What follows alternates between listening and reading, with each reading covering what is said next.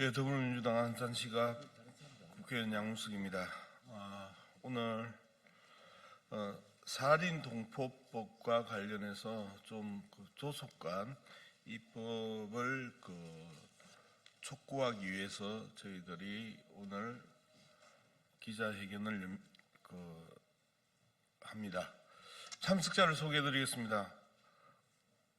전국 살인기국 동포연합회 권경석 회장님, 남양주시 살인동포회 이수진 회장님, 안산시 상록구 대한노인회의 지혜 고향마을 연구기국자 주훈춘 노인회장님, 안산시 상록구 대한노인회 지혜 고향마을 연구기국자 조경재 고문님, 김포시 솔트마을 2단지 살린동포의 박정자 회장님, 전 안산시 시의회 의장이시고 경기도 다문화위원장 전준호 위원장님, 지구촌 동포연대 최상구 대표님, 이쪽으로 안 오시고 거기에 해서 현행 살린동포법은 국내 영주를 목적으로 귀국하는 살린동포의 배우자 및 자녀와 그 배우자를 동반가족으로 하여 살린동포와 함께 영주귀국 정착 및 생활 안정을 지원하도록 하고 있습니다.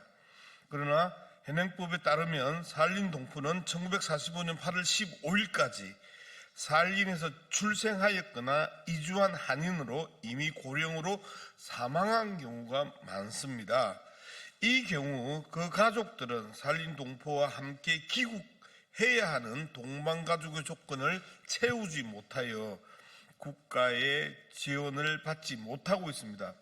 이에 동반가족의 개념에 국내 영주를 목적으로 귀국하는 사망한 살린동포의 배우자, 자녀 등을 포함하여 살린동포의 사망 이후에도 그 가족들이 국내 영구 귀국, 정착 및 생활 안정에 관한 지원을 받을 수 있도록 하는 내용의 살린동포법 일부 개정 법률안을 양문석 의원실에서 지난 5월 30일 대표 발의했습니다. 개정안의 조속한 통과로 살린동포의 오랜 염원이 이루어질 수 있도록 국회 외교통일위원회 소속 의원님들을 비롯한 국회의원들의 많은 관심을 부탁드립니다. 사실상 생이별한 경우도 많고요. 그리고 정말 이재명 대통령이 말씀하셨던 것처럼 희생에 따른 보상의 문제가 한국 근현대사를 관통하면서 관철되기를 간곡히 바라는 마음에서 이렇게 기자회견을 합니다. 정말 일제강점기에 강제로 그 만주 벌판을 끌려 나갔던, 그리고 강제 동원됐던 이들이 또 스탈린에 의해서 핍박받았던 이들이 이제 1세대들은 들어오셨는데 2세들, 3세들이 당신들의 의지와 상관없이 거기에 눌러앉고 모국으로부터 제대로 보호받지 못하고 모국으로부터 버림받았다라는 그러한 소외감들, 그리고 박탈감을 한국 근대사에서의 비극들이 지금도 지속되고 있습니다. 여러분들의 많은 관심 부탁드립니다. 고맙습니다.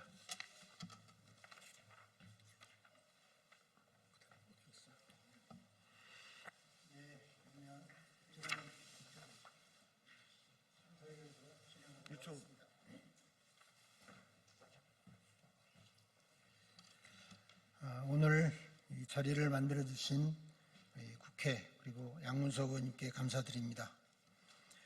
순서는 발언 세 분이 진행하시겠습니다. 먼저 두 분이 발언을 하시고 기자회견문을 세 번째로 발표하도록 하겠습니다. 먼저 제가 발언하겠습니다. 저는 안산에 40년째 살고 있는 안산시민 전준호입니다. 2000년도에 우리 안산 고향마을에 사할린 영주 귀국 동포들께서 입주하셨습니다. 480여 가구에 1000여 분에 달하는 동포 어르신들께서 정착을 하셨습니다. 이후로 시의 지원과 또 관련 단체들의 노력으로 25년째 함께 살고 계십니다. 저도 같은 마을, 같은 동에서 어르신들과 함께 지내왔습니다. 2000년도에 사할린 동포 지원 특별법이 만들어진 이래로 개정도 거쳤지만 여전히 숙제가 많습니다. 1세대 분들은 연로하셔서 많이 돌아가셨고 또 장수하신 분들은 100세가 넘으신 어르신들이 지금도 함께 살고 계시기도 합니다. 몸이 노쇠하시고 병이 들어서 수발을 해야 되는데 자식들이 없어서 힘들어하시는 경우를 안타까워하다가 자녀들이 겨우 한 명 아니면 배우자 이렇게 동반 귀국해서 부양하고 보살피는 현실을 살고 계십니다.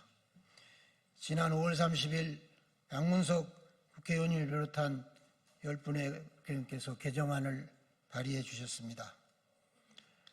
1세대 분들이 사망하시더라도 그 후손들이 마땅히 동포이기에 그 뒤를 이어 영주 귀국을 허용해달라는 내용입니다. 존경하는 국회의원 여러분, 저는 2001년도에 고향마을 분들과 함께 사할린을 다녀온 적이 있습니다. 유준호 사할린스크시, 홈스크, 네벨스크, 돌린스크, 코르사코프를 돌아다니며 동포분들이 일제강점기 어렵게 생활하시던 곳을 둘러보았습니다. 널빤지로 둘러싸인 움막 같은 집에서 살고 계셨고 돌린스크의 탄광에서 갱도가 무너져 생매장당하시는 아픈 사연도 들었습니다. 그로부터 5년이 지나서 2006년도에는 우리 안산 고향마을에 입주하신 어르신들의 사시는 모습을 영상에 담아서 사할린 유준호 그 시의 한인문화관에 디지털 영상 자료실을 직접 가서 설치하는 일도 진행해 왔었습니다. 레닌 광장의 눈물화를 마주하면서 이 추운 곳에서 수십 년을 힘들게 사셨을 어르신들을 생각하며 목이 메이기도 했습니다. 이제 그분들이 안산이라는 그리고 전국적으로 수천의 어르신들이 귀국하여 살고 계십니다만 여전히 몸은 쇠약해져 가고 후손들과 다시 생이별을 하며 살아가고 계십니다. 이제 사할린에도 2,500여 분의 희망자가 귀국을 소원하고 있습니다. 후손들입니다. 우리의 동포들입니다. 고국에 와서 함께 살아갈 수 있는 기회를 주는 것이 힘이 약해서 국권을 잃고 국민들을 힘들게 했던 그 국가의 책임이고 국민의 책임이라고 생각합니다. 우리가 함께 이분들이 귀국하실 수 있도록 부모를 모시고 함께 살아갈 수 있도록 세계적으로 성장하고 있는 대한민국의 국민으로 자랑스럽게 함께 살아갈 수 있도록 이분들의 호소를 귀 기울여 주시고 이번 정기국회에서 반드시 개정안을 통과시켜 주실 것을 거듭 호소드립니다. 감사합니다. 다음은 우리 전국 사할린 귀국동포연합회 권경석 회장님께서 발언해 주시겠습니다.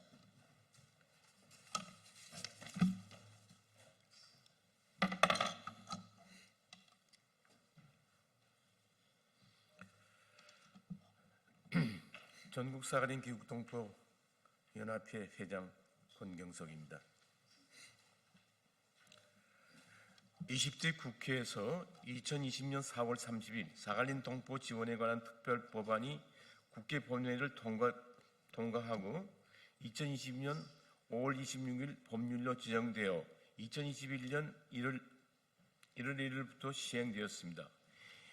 21대 국회에서 사할린 동포 지원에 관한 특별법 일부 개정 법률안이 2023년 12월 20일 국회 본회의를 통과하고 2024년 1월 6일 법률로 지정되어 2024년 7월 17일부터 시행되었습니다. 지난 25여 년 동안 약 5,500명의 사할린 동포들이 영주 귀국했으며 현재 19개의 시군에 약 3,200명이 거주하고 있습니다. 개정 법안에 의하면 영주 귀국 대상자는 직기비속 1인과 그 배우자에서 직기비속 자녀와 배우자로 확대되었습니다. 단 부모 사망 2세는 영주 귀국 대상에서 빠져 있습니다. 이 문제도 앞으로 해결되어야 한다고 봅니다. 한 부모 밑에서 태어나고 함께 자란 형제 자매가 고국의 품으로 돌아오지 못하는 아픔을 보듬어 주시기 바랍니다. 같은 부모의 자식이지만 우리만 고국으로 올 수 있어 늘 마음이 편치 않습니다.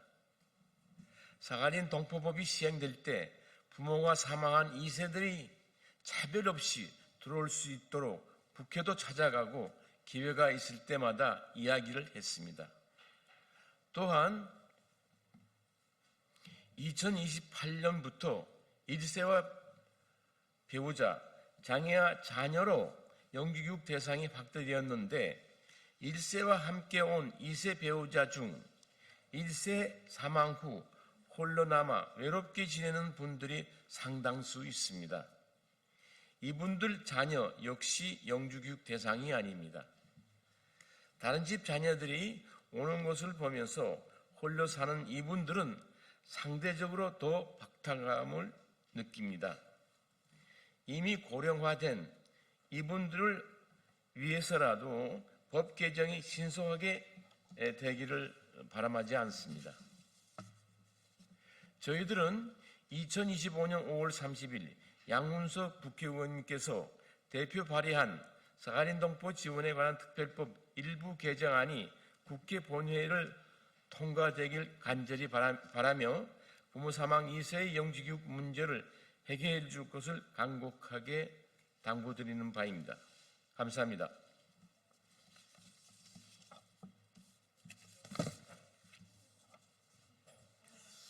네, 권경석 의원님 발언 감사합니다.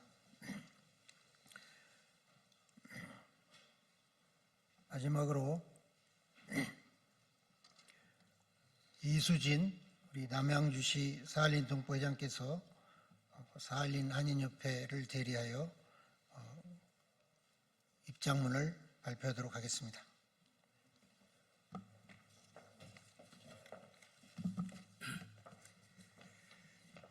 저는 처음 구소련 계집이 시절에 사할린이 한인 단체 생긴데 이산가족이 생겼어요. 그때부터 이때까지 활동한 이수진입니다. 지금 사할린 한인 이산가족협회 전 회장, 지금은 명예회장, 지금 남양주 동포협회 회장. 존경하는 대한민국 국회의원 여러분께 우리는 사할린에서 조국을 그리며 살아온 사할린 한인협회의 이미 조국으로 돌아와 이 땅에 정착한 전국 사할린 동포 연합회입니다. 우리는 이 자리에 지난 80년간 조국을 항상 그리움없이 품고 살아온 수많은 동포들의 전기를 대신 전하기 위해 섰습니다. 우리는 지난 2020년 사할린 동포 지원 관련 특별법이 개정되었음에 때 이 법이 일제강점기 강제동원 피해를 치유하고 고향을 잃은 이들을 하늘 품줄 역사적 출발점이 될 것이라 믿었습니다.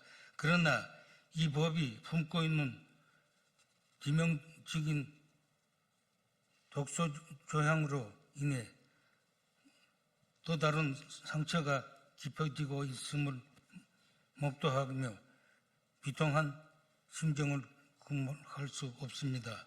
살인에서 먼저 돌아가신 부모님은 조국으로부터 버림받은 때 그들의 자녀들까지 버림해야 합니까? 현행법 가장 큰 명정권 동방가족이라는 전한적인 개념입니다. 살인동법 본인이 생존하며 그 배우자, 자녀가 귀국 지원을 받을 수 있다는 조항으로 인해 부모들 있는 자녀와 홀로 된 배우자들은 또다시 외면받은 고통을 겪고 있습니다. 같은 강제동원 피해자의 자녀임이라도 복구하고 부모가 돌아가셨다는 이유만으로 조국 교환이 꿈이 뒤바뀌어 있습니다. 44년생 행은 국회 귀국했지만 46년생 동생은 아무런 혜택도 받지 못하며 비국적 사례를 모든 살인동포 가정의 슬픈 현실입니다. 이것이 과연 국가가 국민에게 할 수 있는 처사입니까? 이는 대한민국의 일제강제동원 역사적 책임을 끝까지 이행하지 못하고 있음을 의미합니다. 살인동포법을 개정을 통해 지원 대상을 살인동포가 사망한 2세 동포까지 확대하여 합니다. 이는 단순한 법 개정이 아니라 대한민국의 살인동포들의 한을 풀어주고 역사적 책임을 완수하는 마지막 기회입니다. 존경하는 국회의원 여러분, 우리는 수십 년 동안 조국의 우리를 잊지 않는다는 희망을 하나고 버텨왔습니다. 부모님들은 그렇게 원하였던 조국으로 귀국하는 그들의 자녀들에게 아직 끝나지 않는 숙제입니다. 동방가족이라는 굴을 벗어나 지원 대상을 확대하여 개정안을 하루빨리 통과시켜 주십시오. 이번 살인동포법 개정안은 살인동포 지원의 제도가 재미자 대한민국이 역사적 책무를 온전히 완수할 수 있는 중요한 시험대입니다. 국회가 살인동포들을 눈물을 닦아주고 이들을 마지막 귀국길을 따뜻하게 열어줄 것을 간절히 호소합니다. 이들은 외면하는 것은 우리의 부모님, 나아가 대한민국 역사의 아픔 상처를 다시 한번 외면하는 것과 같습니다.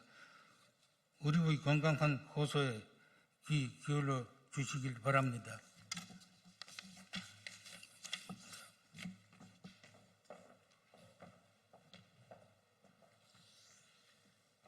예, 이수진 회장님 발언 발표 감사드립니다. 다음은 저희들의 회견 발표에 대한 기자님들의 궁금한 사항, 질문이나 의견들을 받는 시간을 갖도록 하겠습니다. 없으시면 마무리를 하도록 하겠습니다. 앞서 발표문에 말씀해 주신 것처럼 단순한 법안 개정뿐만이 아닌 국가가 감당하고 책임져야 할 동포에 대한 사명으로서 숙제를 해결해달라는 말씀을 하셨습니다. 법 개정뿐만이 아니고 많은 숙제가 밀려 있습니다.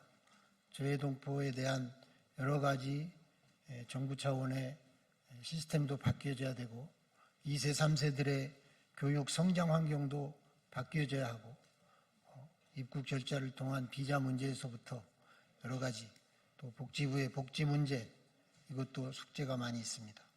현장에서 늘 고민하시고 애써주시는 양문석 국회의원을 비롯한 국회의원 여러분, 지역에서 저희들도 동포분들이 보다 더 평안하게 지내실 수 있도록 더 노력하겠습니다.